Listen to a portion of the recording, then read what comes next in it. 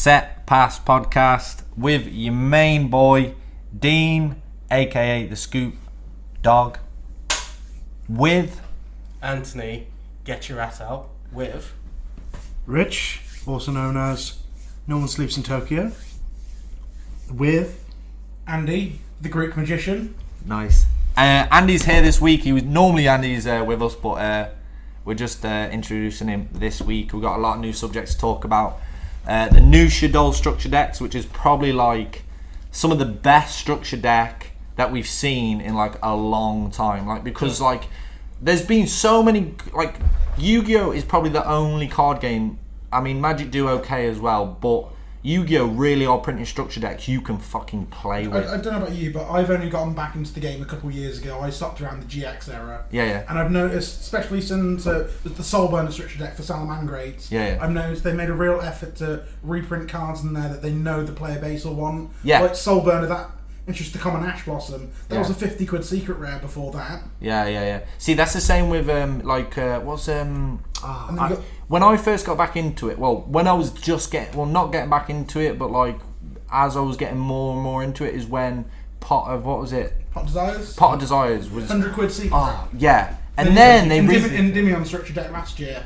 Common. Yeah, but they sent us, was it an Ultra, limited edition Ultra with the Kyber tins? Yeah, with every tin, and it was a 99p card on eBay. Do you know what I mean? Best thing ever. Konami are great at times, but then like the Lightning Storm thing, it's like, bro, come on, man. I'm fucking sick of these secrets being like super overpriced all the time. £100 just for one Lightning Storm. Yeah, it's like, what? come on, bro. They're on the board for like 2 seconds. Yeah, exactly. They're on the board for 2 seconds. 2 seconds, and then a 99p card can negate it.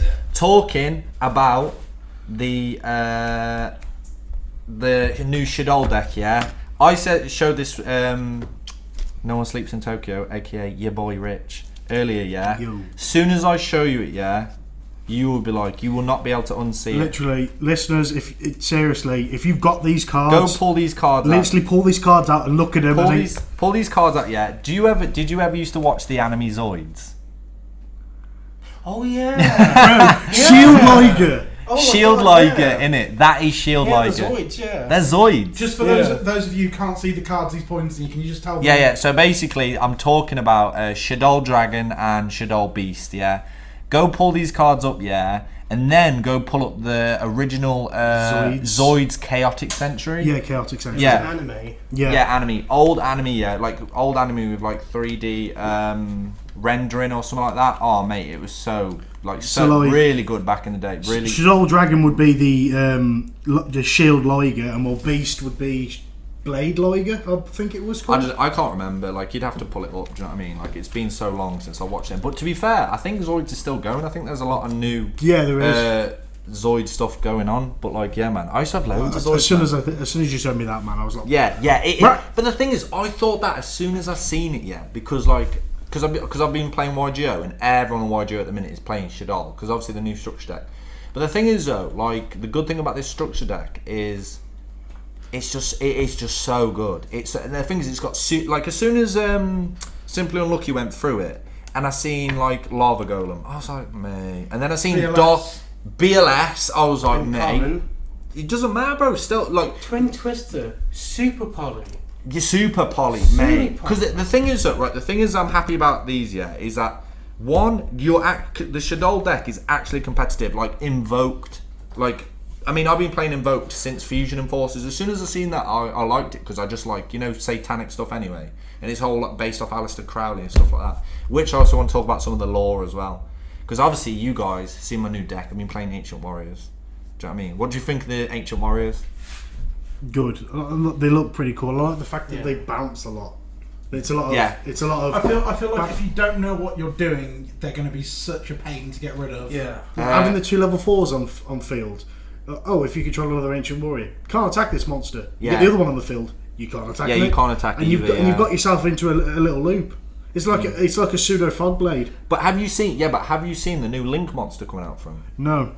That bounce, I think you just discard anything and you can bounce shit. Really? It's a quick effect. I'm unsure, but it's pretty good. Like, it's really good. Have you seen the new Link monster for which one? Ancient Warriors? Yeah. No, I haven't. But I do really like the artwork. Mate, the only reason I bought them is for the artwork, because I know my missus would look like, because she plays like a lot of other decks, but she only likes Yu-Gi-Oh cards for the artwork. Like, she don't care about the meta or like anything like that. But she just plays it for fun. They do remind me of is it Five Fists? Yeah, they're very similar. Well, to make the deck more viable, you know, what was it? Fire formation cards, like Fire formation. Tensu. They work perfectly with the deck because you get an extra Beast Warrior. Because I didn't even realise they were Beast Warriors till I was like going online and on yugioh, and I watched a few other people play the deck. Well, the one Fire formation gives you an additional normal summon for a Beast Warrior monster. Yeah. And then Tenki, which searches them. Yeah. So like you only get an extra 100 attack, so it's a 200 boost, but it's not bad. It's better than nothing, man. Yeah. It's better than kicking the dick. Yeah, innit? Yeah. But actually, something I want to talk about as well is the lore. Because that's the thing I like about the cards, is that a lot of Yu-Gi-Oh cards are inspired by other stuff. But like, there's actually like a famous Chinese story, and it's one of the most famous Chinese. There's like 4 famous. Like, one of them's Journey to the West, like, you know, the Monkey King. Yeah, like Goku. Son Goku, based off Dragon Ball Z, blah blah, and all this and that. One's called Waterfront or Water Margin. Water Margin, I think it's called. That's the sequel to Romance of the Three Kingdoms. Romance of the Three Kingdoms is about is a 14th century historical novel written by Lu Guanzong or something. It's set in turbulent years towards the end of the Han Dynasty, and the Three Kingdoms period in Chinese history, starting in 169 AD and ending with a reunification of the land in 280. And this was not read off Wikipedia. Yeah, read off Wikipedia. Definitely not. But it's basically based off the heroes from that. Yeah. And it's just cool that Konami do stuff like that. Like, it's kind of like it's just got like a bit of a historical feel, because I love Journey to the West, like Monkey King and blah blah, all that. Anyway, do you know what I mean? This is another thing that I wanted to bring up as well. I'm glad you brought this up. Is Cosmos. Star Wars mixed with Wizard of Oz. Oh yeah, I didn't even think of that. You didn't think Tin Can. Yeah, Scarecrow. what's that witch? The witch one. Yeah. Witch, but they've all got lightsabers. What's the witch called? Wicked Witch of the Wicked Witch, I think it is. No, we're talking about the Cosmo Witch card. Yeah, it's just Cosmo Witch, isn't it? I'm not too sure. I wasn't around when Cosmo's around. I've never really seen or played them. But yeah, like it's Wizard of Oz, but with Star Wars, and I thought that was hilarious what they did with that. Like it's pretty much this. I agree with Dean. Yeah, like Cosmo farm girl, and Tin Can. Yeah, they look like they've got there you go, stormtroopers. No, stormtroopers would be the Wicked Witch's winged monkeys. What they did was they slapped Star Wars and Oz together. That's what they did. So Dark there's the Death Planet. Star. There's Luke with the green lightsaber. Cosmo, Good Witch. Yeah, no way. Yeah. Star Destroyer. Mate, these are dope. Yeah. I wonder if they paid a bit of homage to Star Wars in one other aspect as well. Like, well, that Good Witch has got a lightsaber. I remember having. Oh yeah. I don't know if you know this, but when George Lucas was writing Star Wars, the original name for Luke's last name was Starkiller. Oh. Yeah, I'm sure I heard that somewhere. I'm sure I had. They did bring it back. You know, the base. Starkiller base. Also, what were we on about earlier with that Duel Links thing? Because what I was saying earlier, that Set Pass podcast, I like the name, but then today I was like, maybe we should call it Once Per Turn podcast. And if someone out there steals that, email me and I'll listen to your podcast. Do you know what I mean? Share the love. Anyway, and then you were saying something like, what was it about Duel Links? The advert to Duel Links. Oh, I summon with no monsters on the field. I summon Dark Magician and attack the game. Yeah, attack the game. Because screw the rules. Yeah, that's true. Yeah. Like, every time I see that advert, I cringe. So literally, that guy didn't even set pass. He literally was pass and just attack me for game. Do you know what I mean? Like, it's so cringy, but yeah, it's kind of like a good strategy market what they did. Yeah, because it's basically they're aiming for, you know, like when we first started playing Yu-Gi-Oh, like 20 years ago, because we're all old.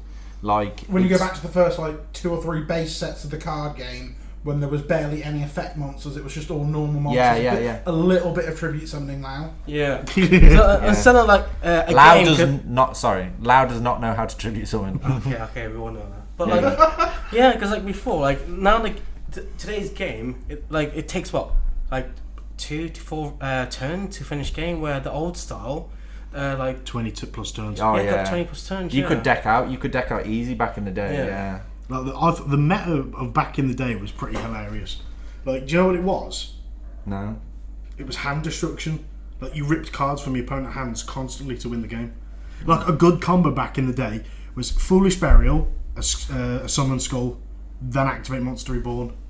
That was a good combo. Oh, Yeah. Nah, Foolish Burial, Blue Eyes White Dragon. Yeah, literally. then Monster Reborn. The biggest motherfucker you can think of. Do you know what I mean? At the time. Who was that? Like, to be fair, I don't think was there any cards stronger than Blue Eyes back in the day. Blue Eyes Ultimate. Yeah. Oh yeah, that's a bit. Yeah, is there anything? And the almighty Exodia. I mean, you don't even need to summon it. You just win the fucking game. You just win the game for game. Exodia for game.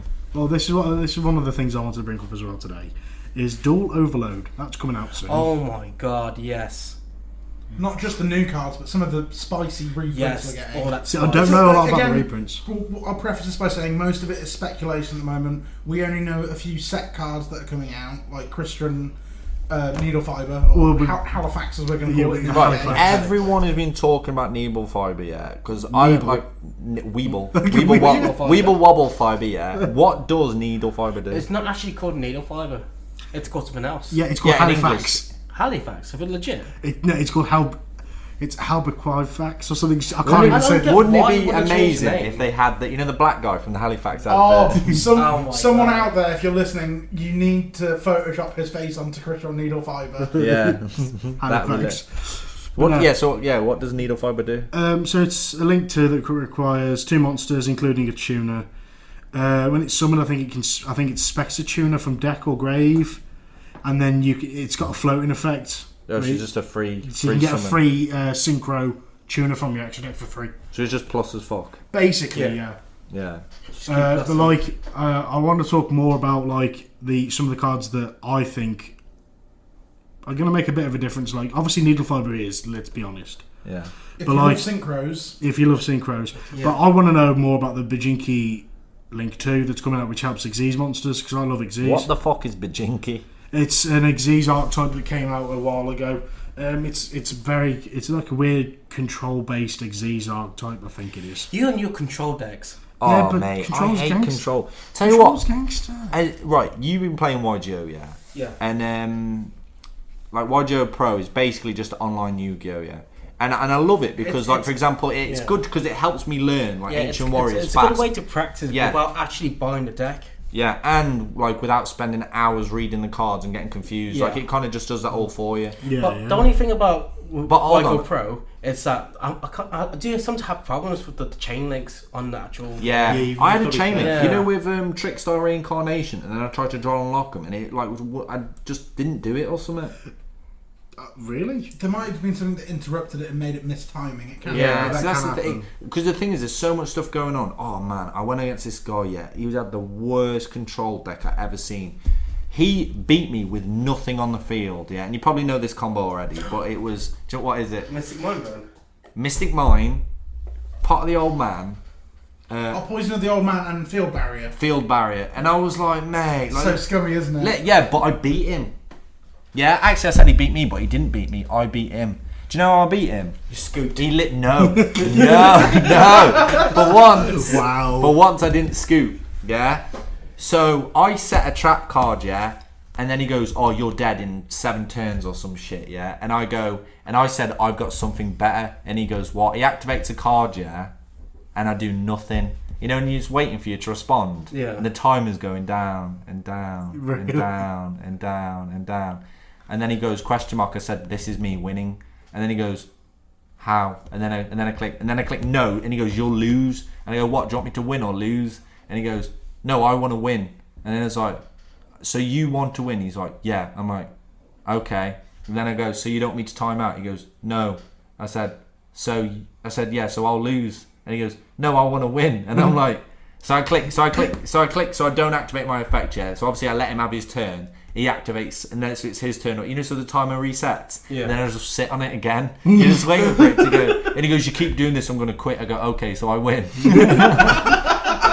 I thought, mate, you trying to troll me, yeah? You trying to troll me with this ultimate control bullshit, gay fucking deck, yeah? Like, bro, you ain't even playing Yu-Gi-Oh. You are the meme. Yeah. Am I a joke to you? Yeah, you are me. Like, you're like literally, bro. Like, you are literally like these can right. There's control, and then there's like. Then there's Mystic Bind in a separate place of hell. Yeah, exactly. What Andreas just said. Yeah, there's a special place in hell for people like you who play. Like, you ain't even summoned anything, bro. You're trying to beat me. Like, having said that, though, that's like going right. I'm gonna go in a boxing match, yeah, and I'm not gonna throw one punch. I'm gonna just dodge and weave every punch. So you I think like, I've got the perfect analogy for this. No, dive, duck, dip, dive, and dodge. Yeah, do you know what I mean? Till it's like then win it, and then just like jab them once, and then like wait for a ref's decision. Like, oh, I win by one punch, and it's like, oh god, like. Bro, you ain't even one punch. Like days like that just infuriate me. Like, yeah, because Rich, yeah. But that's why they ban all of us. But that's why they ban cards. normal fish, bro.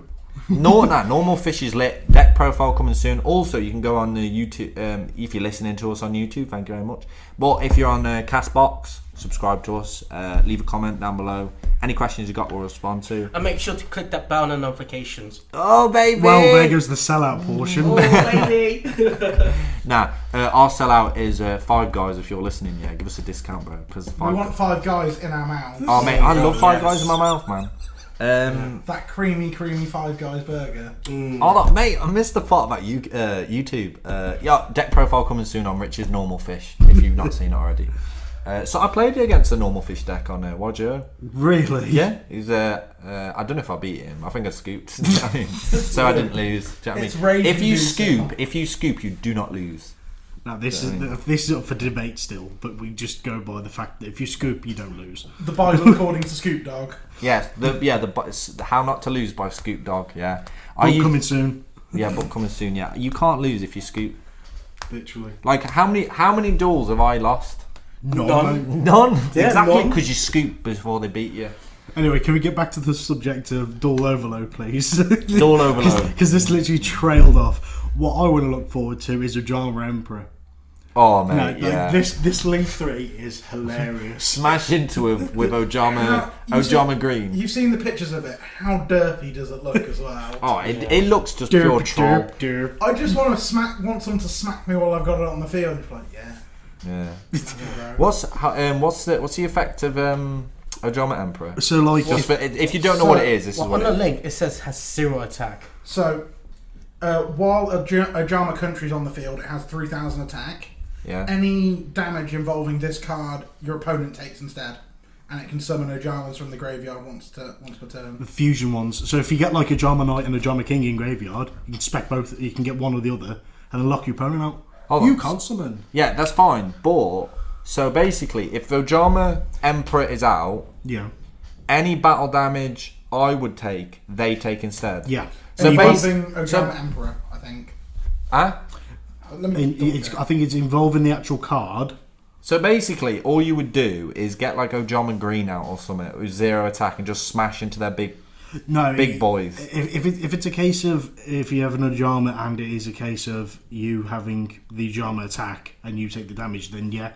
But like if it's just the case of having Ojama Emperor be attacked or attacking, yeah, then I've got the exact wording. We got the wording. Yeah, right. We got the wording. Go on, hit us. While Ojama Country is in the field zone, this card gains 3,000 attack. You don't want that.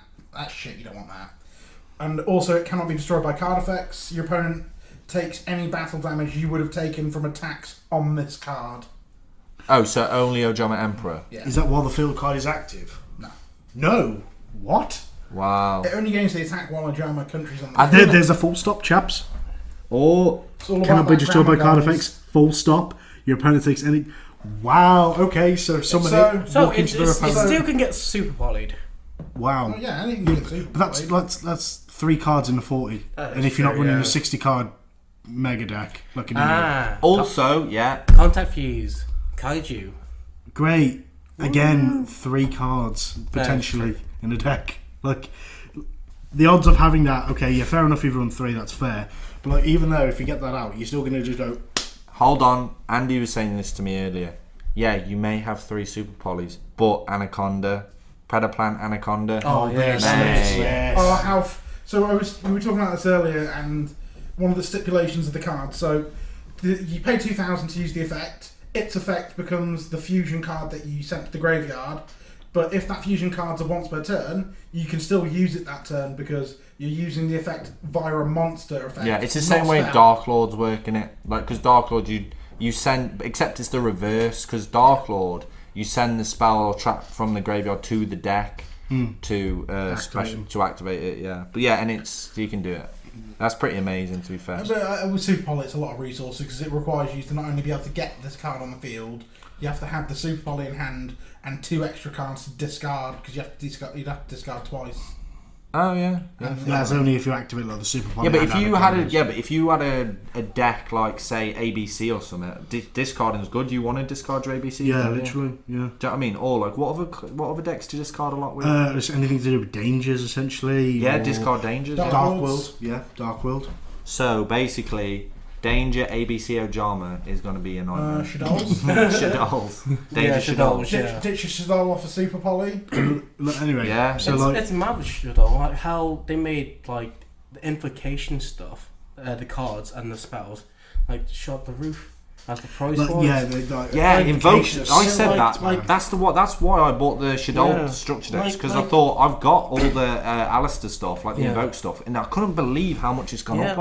Like a super invocation costs from £20 to £25.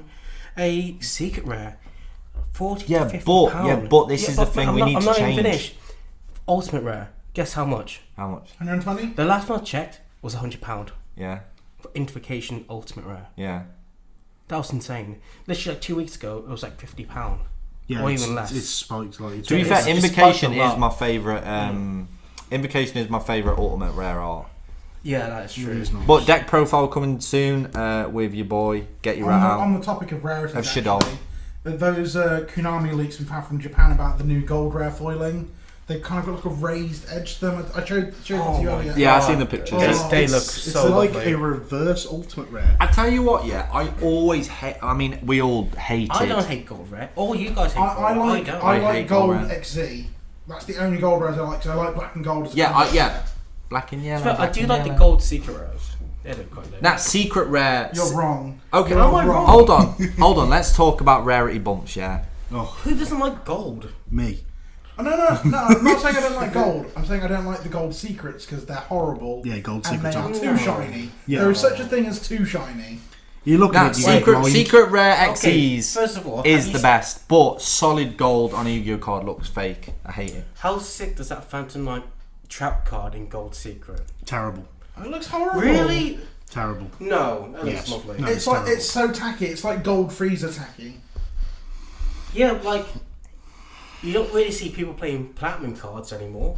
Yeah, because they just never get used. They weren't printed in a lot like. What a platinum Platinum card. rares. So platinum rares are like they were like considered extra secret rares. You've got one. You've got the Odd Eyes Pendulum Dragon one, which I've got. I'll give you ages. That's a platinum rare. It's sort of like okay. a dark Silver. Dark silver. Yeah. Yeah, I like gold that. secret rares are just like there is. Like, you look at it, you go blind to it.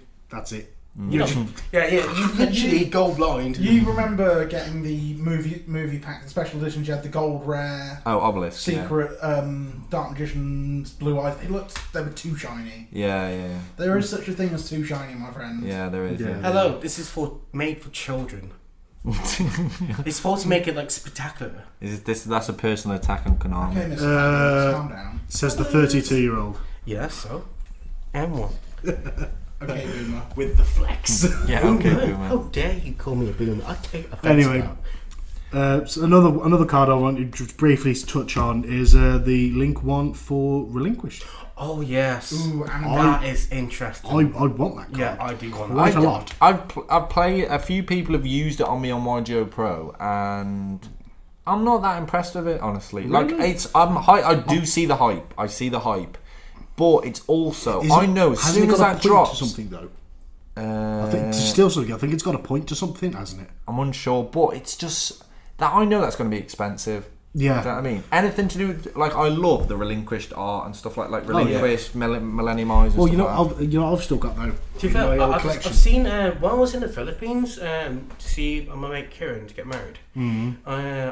I went to this card shop. There's this Yu-Gi-Oh playing. It just showed me so many sick cards. He had like 20th anniversary cards, cards like Ashok that cost like £500. Yeah.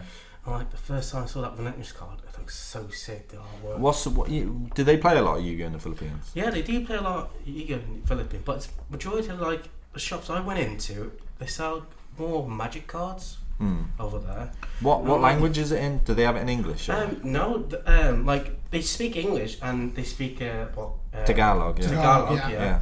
But like they play OCG So they play Japanese version. Yeah. Do they maybe import a bit of Korean as well? Because I know it's big in Korea. But majority It's like the game's Korean. Yeah, like majority of all their cards are Japanese. And like, Yeah. I asked this question about this guy. It's like, so how do you actually play it? Like, if you don't like read or like speak Chinese, Japanese. Sorry, beg your pardon.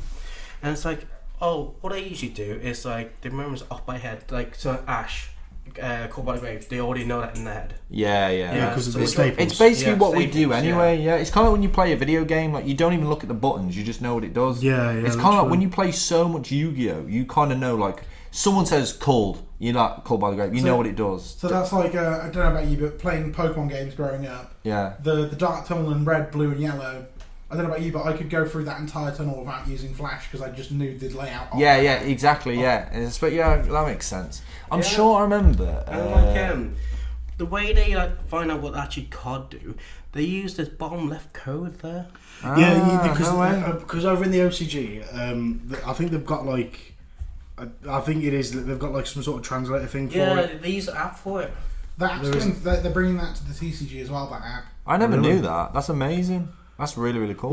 Well, it used to be able to put those codes into old games, like on the Game Boy, Yeah, and because you on could the do that on PSP. Forbidden Memories, couldn't you? Yeah, not Forbidden Memories because they didn't have it back then. No, you could do it. Really, on Forbidden Memories, as if. Also, Forbidden Memories. Tell us your Forbidden Memories story. Oh, I can't believe I sold this. I should have kept it. I know. But I sold it for 20 quid, and it was pretty handy. So, like, if you've ever played Forbidden Memories, and you probably have, It's like, basically an old PlayStation 1 game. Yeah. It's the first Yu-Gi-Oh game on the PlayStation when it was sold 1. in Britain, in England, right? It never came with any promo cards.